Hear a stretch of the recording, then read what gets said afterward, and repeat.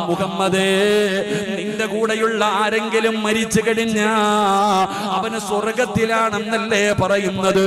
അവനെ ഇറക്കി വിട് മുഹമ്മദ്, അവനെ ഇറക്കി വിട് മുഹമ്മദ്. എന്റെ കയ്യിലിരിക്കുന്ന വാള് കൊണ്ട് ഞാൻ അവനെ സ്വർഗത്തിലേക്ക് പറഞ്ഞു വിടാ.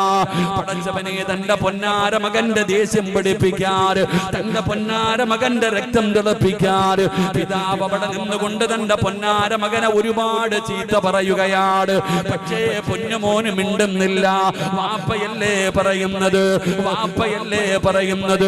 മിണ്ടാതെ നിന്ന് കേൾക്കുകയാണ്. എത്ര പറഞ്ഞിട്ടും തന്റെ പൊന്നാര മകൻ അനങ്ങാതെ വന്നപ്പോ ജറാഖെന്ന് പറയുന്ന പിതാവുണ്ടല്ലോ, ഏത് ചെറുപ്പക്കാരന്റെയും രക്തം തിളയ്ക്കുന്ന കാര്യമാണ് സ്വന്തം മാതാവിനെ കുറിച്ച് പറയുന്നത്, സ്വന്തം ഉമ്മയെ കുറിച്ച് പറയുന്നത്.